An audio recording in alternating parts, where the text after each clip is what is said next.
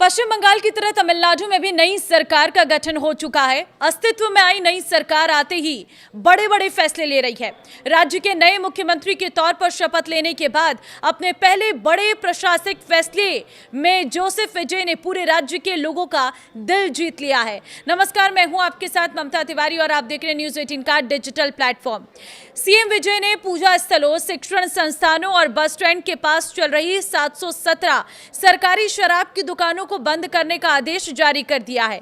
जारी आदेश में मंगलवार को अधिकारियों को निर्देश दिया गया है कि वे अगले 2 हफ्ते के अंदर मंदिर, मस्जिद, चर्च, स्कूल, कॉलेज और बस स्टैंड के 500 मीटर के दायरे में चल रही तमिलनाडु स्टेट मार्केटिंग कॉर्पोरेशन की सभी शराब की दुकानों को बंद कर दे। तमिलनाडु सरकार के अनुसार राज्य में फिलहाल TASMAC की कुल 4,765 शराब की दुकानें हैं, जिन 717 दुकानों को बंद करने के लिए चुना गया है। उनमें से 276 दुकानें पूजा स्थलों के पास, 186 शिक्षण संस्थानों के पास, 255 बस स्टैंड के पास स्थित हैं। शराब की दुकानों को बंद करने का ये कदम विजय का पद संभालने के कुछ ही घंटों के भीतर किया गया बड़ा नीतिगत फैसला है और नई सरकार इस फैसले को एक अहम सामाजिक सुधार उपाय के तौर पर पेश कर रही है। इसका मकसद संवेदनशील सार्वजनिक जगहों पर शराब की दुकानों को लेकर उठ रही चिंताओं को दूर करना है। इससे पहले एक्टर से नेता बने 51 साल के विजय ने रविवार को तमिलनाडु के मुख्यमंत्री के तौर पर शपथ ली।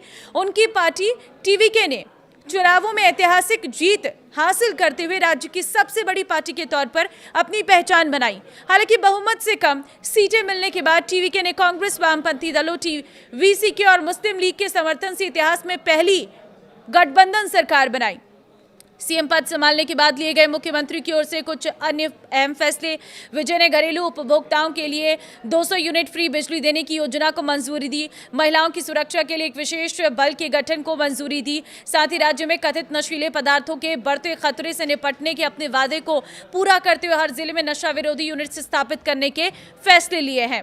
हालांकि शपथ लेने के बाद सीएम विजय ने जो सबसे अहम घोषणा की, उनमें उनका निशाना DMK थी। उन्होंने कहा कि 2021-26 की के दौरान राज्य की वित्तीय स्थिति का ब्यौरा देने वाला एक श्वेत पत्र, व्हाइट पेपर जारी किया जाएगा। अपने पहले संबोधन में उन्होंने कहा है कि मुझे तमिलनाडु सरकार की मौजूदा स्थिति के बारे में आपको बताना है। राज्य पर 10 लाख करोड़ रुपए से अधिक का कर्ज हो गया है और सरकारी खजाना पूरी तरह से खाली हो चुका है, जिस वजह से राज्य पर असहनीय बोझ गया है।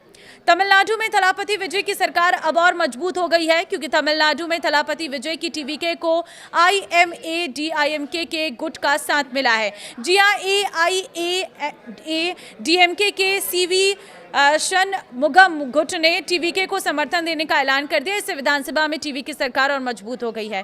थलापति विजय धड़ाधड़ जिस अंदाज से फैसले लिए हैं वो फिल्मों के जरिए बनाई गई उनकी सार्वजनिक छवि के अनुरूप है। हालांकि उन्हें गठबंधन सरकार की चुनौतियों के लिए तैयार रहना चाहिए, जिसका असर आगे चलकर सरकार के निर्णयों पर भी दिख सकता है।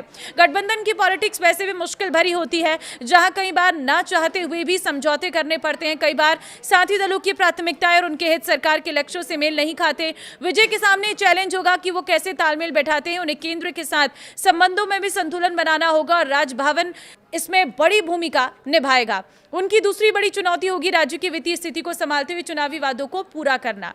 तो कैसे देखते हैं आप विजय की इस नई सरकार को? कमेंट में अपनी राय दें और इस वीडियो को शेयर कर दें।